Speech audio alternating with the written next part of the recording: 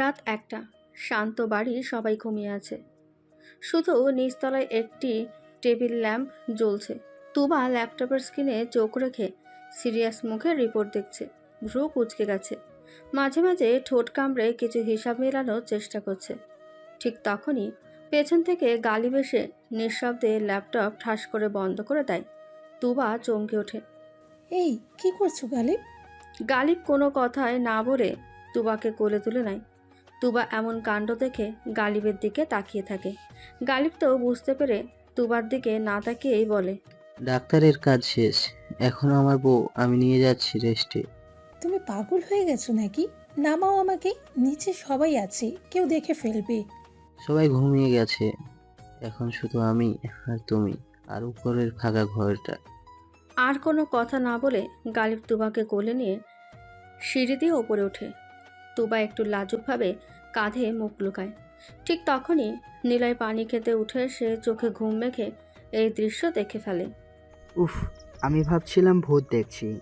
তুই এই বয়সে এসেও কন্ট্রোল করতে শিখলি না নিজেকে গালিব?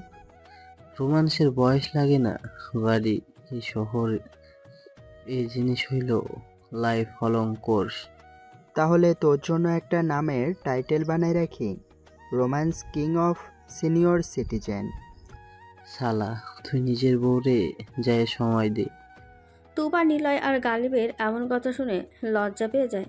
নিচে নামার চেষ্টা করে, কিন্তু গালিব তো গালিবই নিজের বউকে শক্ত করে নিজের কোলে ধরে রেখেছে। আর কোনো উপায় না পেয়ে গালিবের বুকে মাথা রেখে হাসে। আর গালিব তাকে নিয়ে ধীরে ধীরে উপরের ঘরের দিকে হাঁটে। পেছনে দাঁড়িয়ে নিলয় হাসে আর মাথা নাড়ে। গালিব তুবাকে নিয়ে বেডরুমে চলে আসে। ঘরে মৃদু হলুদ আলো, জানালার বাইরে চাঁদের আলো পড়ে বিছানায়। গালিব ধীরে ধীরে ঘরের দরজা বন্ধ করে দেয়। তুবা চুপচাপ দাঁড়িয়ে আছে, চোখে একটা মিষ্টি লজ্জা আর কাবা কাবা উত্তেজনা। গালিব এগিয়ে এসে তুবার মুখটা নিজের হাতে ধরে তাকায়, চোখে চোখ রেখে। দিন শেষে আমি তোমার আর তুমি আমার, শুধুই আমার। এই বাস্তবতাটাই আমাকে বেঁচে থাকতে শেখায়। তুমি এখন অনেক বেশি বদলে গেছো, ভয় লাগে মাঝে মাঝে। তুমি এতটা পজিটিভ কেন? কারণ তোমাকে কেউ ছুঁয়ে দেখবে এই চিন্তাও আমাকে পাগল করে তোলে সুইট হার্ট। তুমি জানো না আমি কতটা গর্জে উঠতে পারি যদি তোমার দিকে এখনো কেউ তাকায়। এই কথা বলে গালিব ধীরে ধীরে তুবার গলায় মুখ রাখে। চুমু খায়। তুবার নিঃশ্বাস ভারী হয়ে যায়, শরীর কেঁপে ওঠে। তুবা ফিসফিসিয়ে বলে, গালিব প্লিজ। গালিব তার ঠোঁট তুবার কানের পাশে এনে কাপা গলায় বলে, আজ তুমি আমার, শুধুই আমার। ডাক্তার হওয়ার পর সবাই তোমার মেধা, তেজ, আত্মবিশ্বাস দেখে, কিন্তু ওরা জানে না আমার সুইট হার্ট শুধুই আমার সামনে দুর্বল হতে পারে। তুবার শাড়ির আঁচল আস্তে আস্তে খসে পড়ে। গালিব তার পিঠে আঙুল চালিয়ে বলে, তোমার এই খালি পিঠটা যতবার দেখি মনে হয় এখানে আমার নাম লেখা উচিত। গালিবের এই হাতের স্পর্শ তুবাকে অস্থির করে তোলে, যা তুবাকে গালিবের কাছে চৌম্বকের মতন কাছে টানে। তুবা আর সহ্য করতে না পেরে এক ধাক্কায় গালিবকে বিছানায় ফেলে দেয়। তুবার এই উত্তেজনা দেখে গালিব মৃদু হেসে বলে, সুইট হার্ট, তুমি জানো না তুমি নিজেও কতটা ডেঞ্জারাস। তুবা গালিবের বুকে চড়ে বসে, তার চুলের মাঝে আঙুল চালিয়ে বলে, আর তুমি আমার পাগল প্রেমিক, যাকে আমি ভালোবেসে শেষ করতে পারি না, কিন্তু ছাড়তেও পারি না। তুবা ডুবে গেল গালিবের মধ্যে। এখন আর কোনো দূরত্ব নেই। গালিব তুবাকে নিজের শক্ত বাহুতে টেনে নেয়। চুমুর মাঝে ডুবে যায় দুজন। একের পর এক লাভ বাইট, ফিসফিসে কথা, জড়িয়ে থাকা, শ্বাসের শব্দ, চাদর টেনে নেওয়া। আর শেষ রাতে কেবল ঘরের জানালা দিয়ে চাঁদের আলো দুজনকে ঘিরে রাখে। পরের দিন সকাল। তাহমিদের রুমে সূর্যের নরম আলো জানালার পর্দা গলে ভেতরে আসছে। হালকা ঠান্ডা হাওয়া চলছে। ঘরের মধ্যে রোদ মাখা একটা নিস্তব্ধতা। আর তার মাঝেই বিছানায় একে অপরকে জড়িয়ে ঘুমাচ্ছে তাহমিদ ও আরিশা। তাহমিদের চোখ ধীরে ধীরে খুলে যায়। চোখ খুলে সে দেখে আরিশা তার বুকের ওপর মাথা রেখে কোমল ঘুমে ডুবে আছে। চুলগুলো তার গালের উপর এলোমেলো। তাহমিদ হালকা হেসে নিজের আঙুল দিয়ে আরিশার চুলগুলো সরিয়ে দেয়।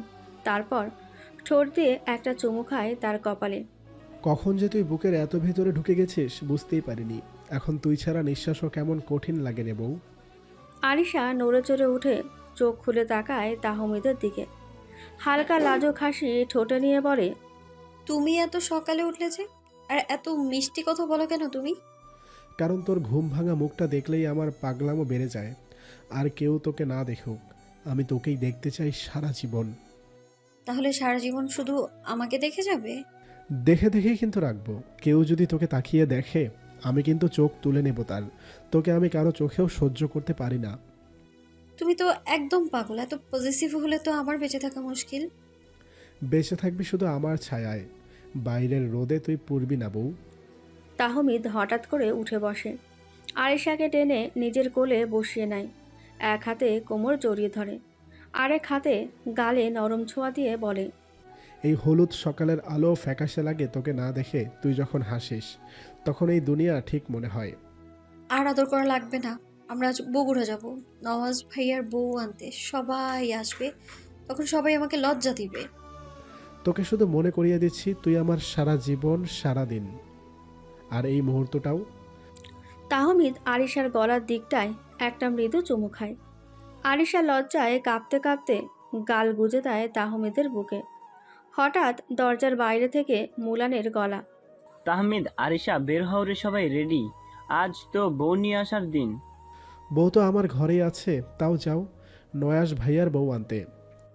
দুজন একে অপরের চোখে চেয়ে মুচকি হাসে, আর একটু সময় একে অপরকে ছুঁয়ে রাখে, যেন এই শান্ত সকালটুকু মনে গেঁথে রাখতে চায়।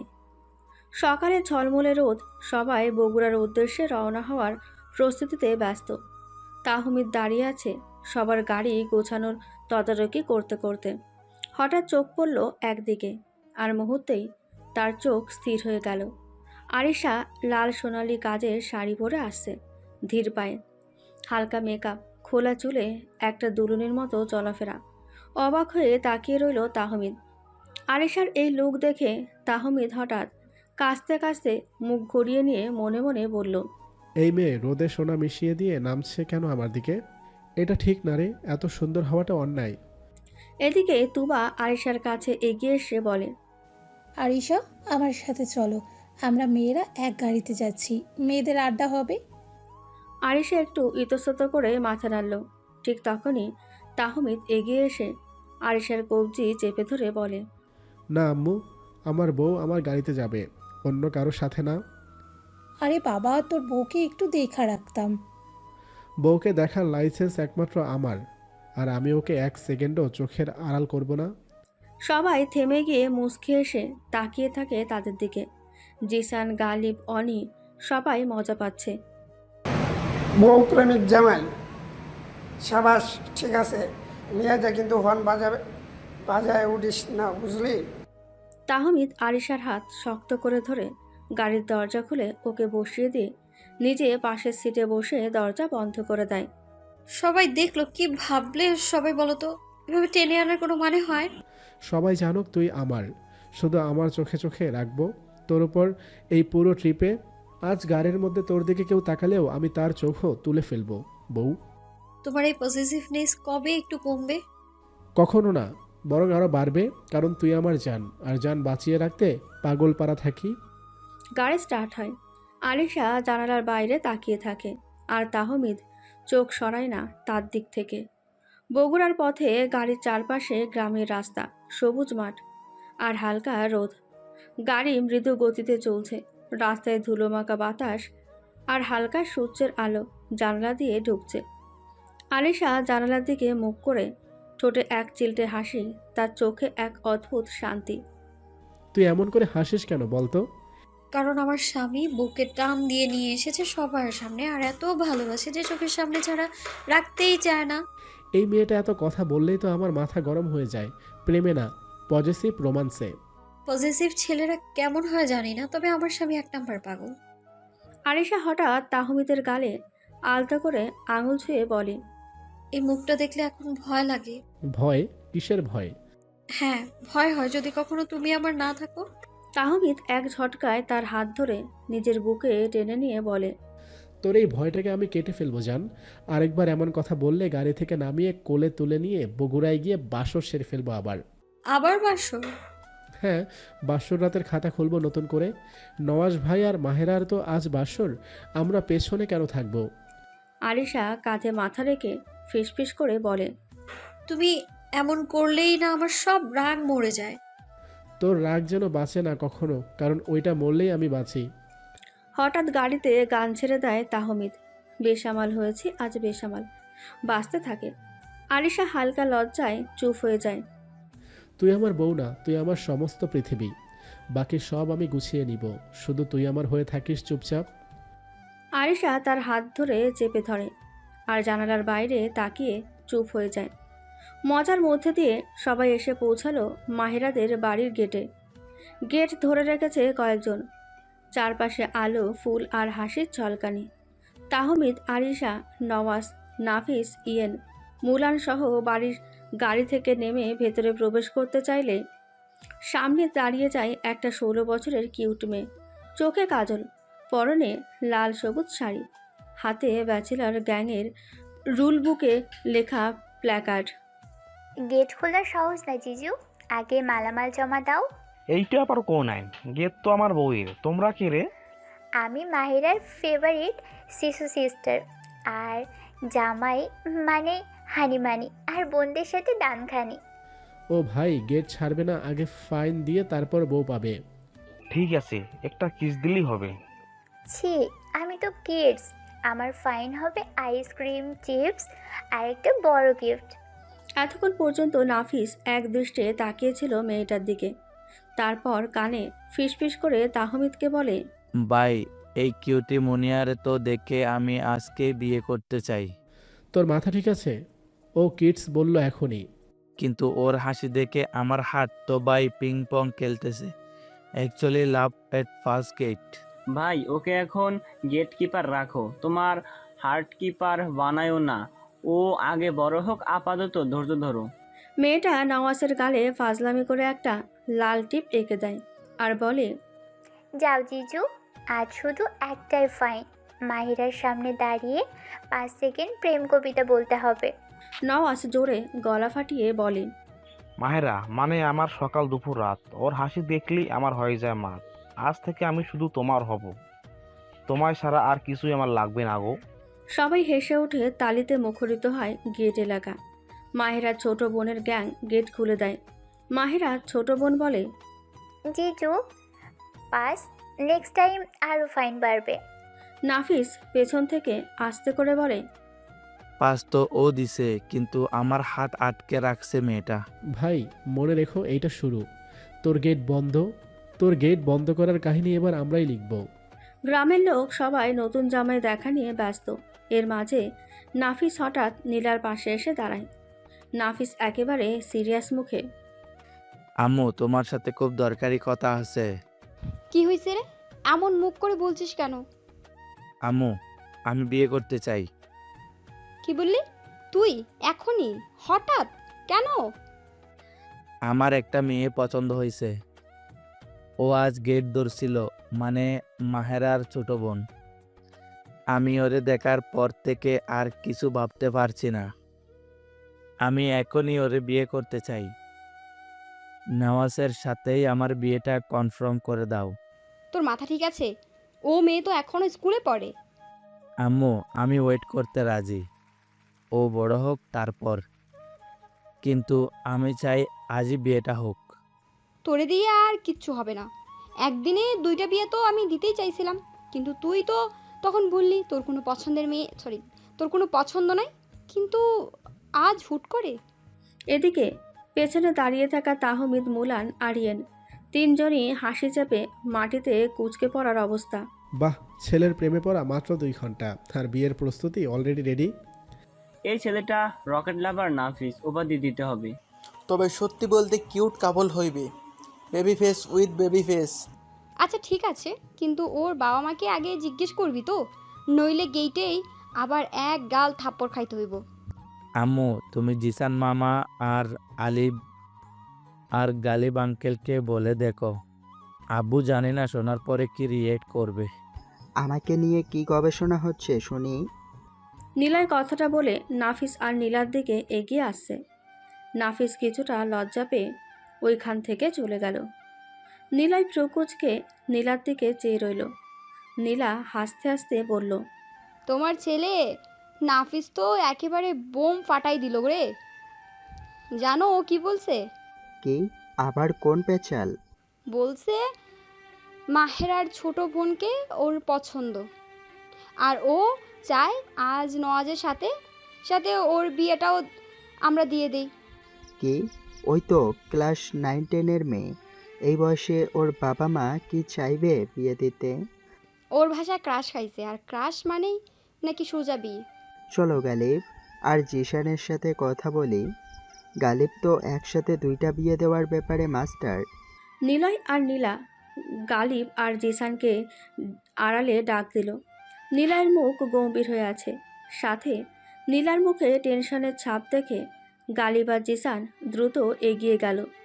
ভাই, একটা জরুরি ব্যাপারে আলোচনা করা দরকার। কি এমন কথা? আমার ফ্যামিলিতে কেউ কিছু করলো নাকি? নাফিস, কি বলছো আপু? নাফিস ও আবার কি করলো? মেহেরার ছোট বোনকে দেখে ক্রাশ খাইছে, গেট ধরতে গিয়া নাকি প্রেমে পড়ছে। এই ছেলে আমার ছেলের থেকে 2 ধাপ এগিয়ে রে। ভাবছিস একদিন প্রেম? আরে নাফিসকে তো এখনো বিয়ে দিলে 3 বছরের মাথায় 3টা বাচ্চার প্ল্যান করবে, আর মেয়েটা তো ছোট। কিন্তু মজার বিষয় হলো, সিরিয়াসলি ও চাচ্ছে এখনই মাহেরার পরিবারের বিয়ের প্রপোজাল দেওয়া হোক। আচ্ছা, একটা প্ল্যান করা যাক। ওকে বলবি আগে মেয়েটার সাথে বন্ধুত্ব করুক, ভালো করে জানুক, তারপর যদি সত্যি প্রেম হয় তখন দেখবো। এটা মনে হয় সম্ভব নয়, কারণ নাফিস খুব সিরিয়াস। আমরা মনসুর সাহেবের সাথে কথা বলে দেখি কি হয়। ওকে, ডান। তাহলে আমি কথা বলছি মাহেরার বাবার সাথে। আচ্ছা, তাহলে তুই যা। বিকেলের সুন্দর বাতাস আর হলুদ সূর্য। গালিব ও মনসুর সাহেব হাঁটছেন। সূর্য তখনও পাহাড়ের পেছনে আধা ঢাকা। রঙিন আকাশে হালকা বাতাস। গালিব খুবই শান্তভাবে কথা শুরু করেন। ভাই, একটা ব্যক্তিগত কথা শেয়ার করব। আপনার বড় মেয়ের বিয়ে তো আজ হচ্ছে, এটা নিয়ে আলহামদুলিল্লাহ সবাই খুশি, কিন্তু এখন ছোট একটা বিষয়ে আপনার সাথে কথা বলা দরকার। বলুন ভাই, আপনাদের কথাই তো এখন আমাদের কথা। নওয়াজ এর যমজ ভাই নাফিস, আপনি তাকে দেখেছেন, শুনেও থাকবেন। ভদ্র, লেখাপড়ায় ভালো, বংশ পরিচয় সৎ ও পরিশ্রমী পরিবার। সে আপনার ছোট মেয়ে মাহিলা মেঘকে পছন্দ করেছে। মালিয়া, সে তো এখনো ছোট, ক্লাস 10-এ পড়ে। জানি ভাই, আমি কখনো তাড়াহুড়া করিনি, কিন্তু আপনার মেয়েটা যেমন ভালো, আমাদের নাফিসও খুব সোজা সাপটা ছেলে। সে মেঘকে সম্মান করে, আর সেই সম্মানের জায়গা থেকে আপনার কাছে আসতে বলেছে। মনসুর সাহেব কিছুক্ষণ চুপ থাকেন, তারপর বলেন, বুঝছি ভাই, এই যুগে ছেলেমেয়েরা যেখানে গোপন সম্পর্ক রাখে সেখানে নাফিস আপনাকে সামনে পাঠিয়েছে, এটাই সাহসিকতা। আপনার মুখের কথার সম্মান আছে, আন্তরিকতা আছে। আমি বলছি আপনি তাড়াহুড়া না করে ভাবুন, পড়াশোনা শেষ করতে দিন, তারপর যদি আল্লাহ চায় আমরা আনুষ্ঠানিকভাবে এগোবো। না ভাই, এখন ছেলে ভালো, পরিবারও ভালো, আর নিয়ত পরিষ্কার, তখন পেছনে না তাকে সামনে তাকানোই উচিত। আমি রাজি আছি। আমার মেয়েদের জন্য আপনাদের পরিবারের দুজনকে জামাই হিসাবে পেলে আমি ধন্য হব। আলহামদুলিল্লাহ, আপনি দেখবেন আমাদের নাফিস মেঘকে খুব ভালো রাখবে, আর আমি নিজে তার সাথে আছি সব সময়। তবে তার আগে আপনার মেয়ের সাথে কথা বলা উচিত। ও তো ছোট মানুষ, ওর নিজেও তো একটা মতামত আছে। ও আমার কথার খেলাপ করবে না, তবু আমি ওর সাথে কথা বলছি। মনসুর সাহেব মালিয়ার ঘরে আসেন। হালকা লাইটিং, জানালার পাশে দাঁড়িয়ে আছে মালিহা। ধীরে ধীরে মালিহার কাছে আসেন। মালিহা মনসুর সাহেবকে দেখে ঘুরে দাঁড়ায়। বাবা, কিছু বলবেন? বসো মা, তোমার সঙ্গে একটু কথা বলতে এসেছি। মালিহা বাবার পাশে বসে পড়ল। মনসুর সাহেব ধীরে স্নিগ্ধ গলায় মালিহার মাথায় হাত বুলিয়ে বলল, মালি একটা ভালো ঘর থেকে তোমার জন্য প্রস্তাব এসেছে। ছেলেটা ভদ্র, পড়াশোনা শেষ করেছে, এখন চাকরি করছে। আমার মনে হয়েছে ছেলেটাকে তোমার জন্য ঠিক হবে। আপনি যেটা ভালো মনে করেন বাবা, সেটাই আমার জন্য ভালো। আপনাদের সিদ্ধান্তই আমার সম্মতি। তুই তো আমার ছোট্ট পাখি, আজও মনে হয় হাত ধরে স্কুলে নিয়ে যাচ্ছি, কিন্তু সময় তো কারোর জন্য দাঁড়িয়ে থাকে না। তোর মুখে এমন সহজে সম্মতি শুনে মন ভরে গেল মা। মালিহা মুচকি এসে বাবার কাঁধে মাথা রাখে বলল, আমি জানি বাবা, আপনারা আমার খারাপ চান না। আপনারা যা করবেন আমার ভালোর জন্যই করবেন। মনসুর সাহেব মালিহার রুম থেকে বের হয়ে গালিবের কাছে গেল এবং গালিবকে বলল মেয়ের সম্মতির কথা। গালিব সব শুনে আলহামদুলিল্লাহ বলল। গালিব, নীলা, নিলয়, জিসান, তুবা উনি সবাই আছেন। গালিব একে একে জানান, আমাদের প্রিয় নওয়াজ আর মাহেরার বিয়ে তো প্রায় হয়ে যাচ্ছিল, কিন্তু আজ একটা আরো আনন্দের সংবাদ যোগ হলো। মালিহাও তার বাবার সম্মতিতে রাজি হয়েছে এবং আমাদের নাপিস যে শুরু থেকেই খুব ভদ্রভাবে বিষয়টা সামনে এনেছে, তাদের বিয়েটাও একসাথে হবে ইনশাআল্লাহ। একসাথে দুই বিয়ে ঘর আলো করে উঠবে। বাহ, একে একে বাড়িগুলো বৌমা দিয়ে আলোকিত হয়ে যাচ্ছে। ছেলেগুলো সবাই হাতছাড়া হয়ে যাচ্ছে আমাদের হাত থেকে। ফুপি প্লিজ। নাপিসের এই সাহস আর মাহিলার নম্রতা, এই দুই পরিবার এক হতে পারলে শুধু সুখ আসবে। চলো সবাই দোয়া করি। বিয়ের স্টেজে বসে আছে দুই নব দম্পতি, নওয়াজ মাহেরা এবং নাফিস মালিহা। মেয়েরা লাল বেনারসিতে সেজেছে, ছেলেরা শেরওয়ানিতে। চারদিকে অতিথির ভিড়, হাসি, ক্যামেরার ছলকানি আর গানের সুর। মনসুর সাহেব, নীলা, নিলয়, গালিব, জিসান, তুবা, অনি সকলেই চোখে জল আর মুখে হাসি নিয়ে এই মুহূর্তকে উপভোগ করছেন।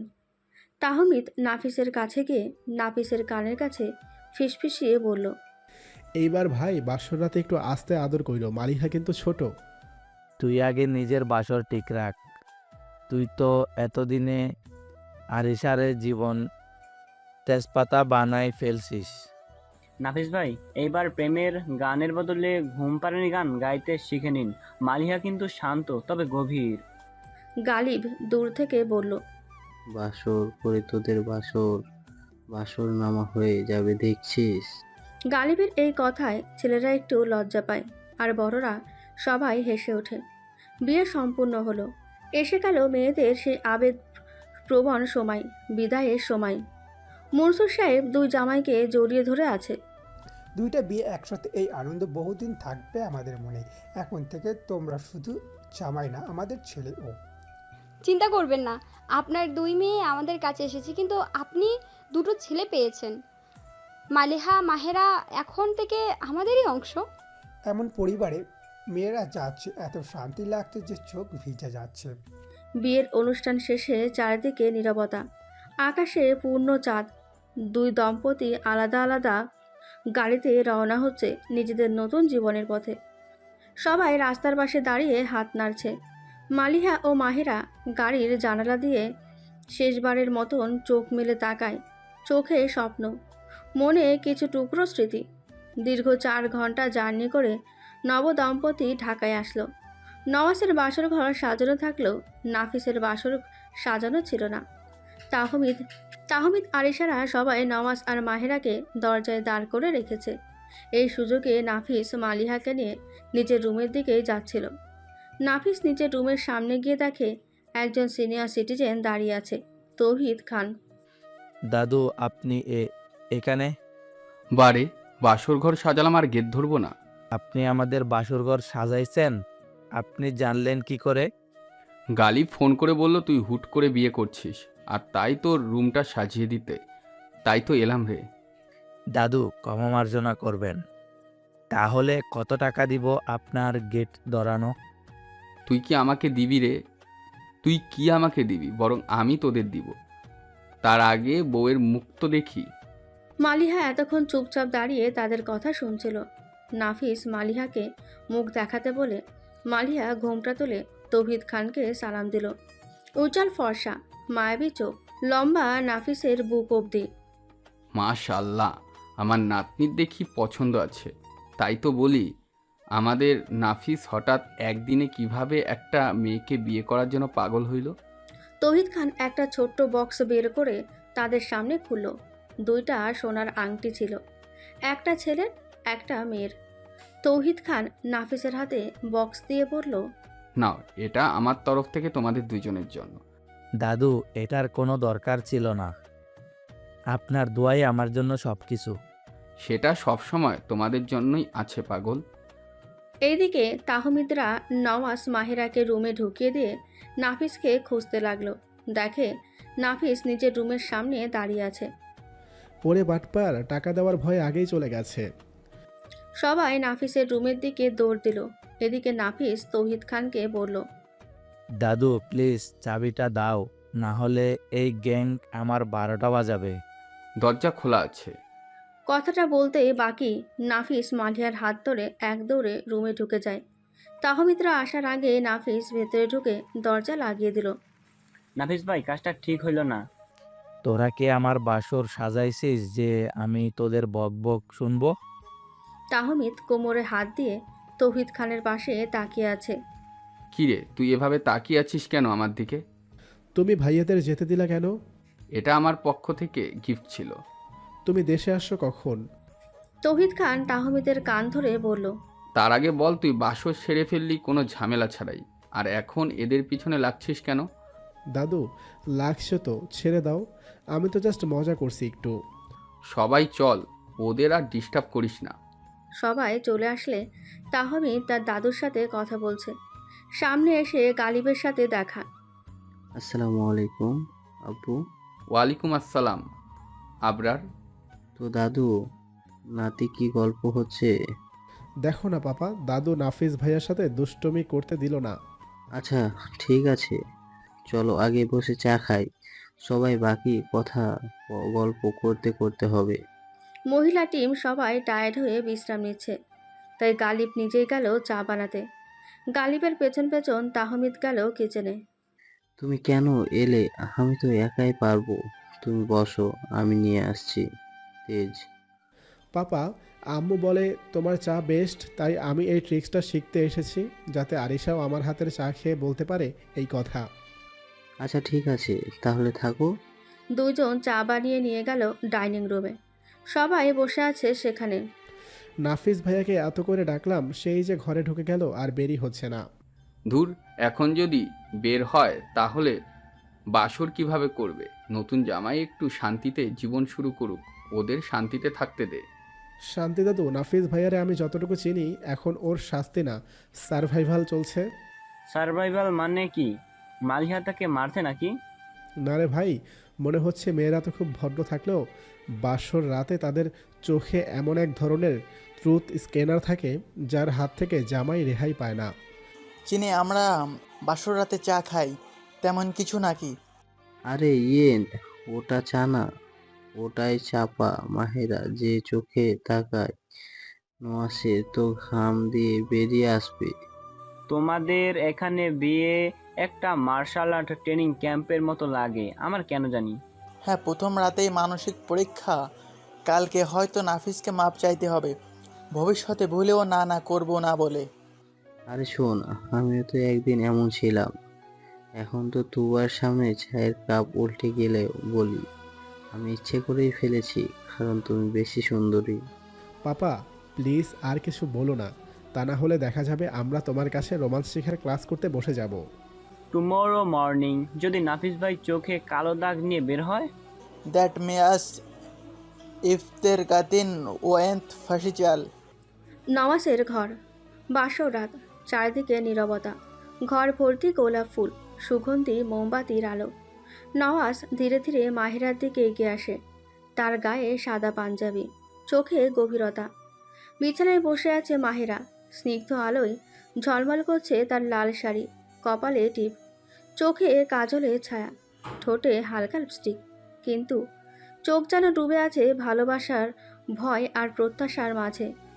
নওয়াজ আবার পেছনে ফিরে দরজাটা ভেতর থেকে লক করে দিয়ে আসলো। তারপরে নওয়াজ ধীরে ধীরে এগিয়ে আসে। তার পায়ের শব্দে মাহেরার হৃদস্পন্দন বেড়ে যায়। সে নিচু হয়ে মাহেরার সামনে বসে। আজকে তোমাকে আমার করে নিতে এসেছি মাহেরা। কোনো বাধা, কোনো রীতি আর না, শুধু আমি আর তুমি।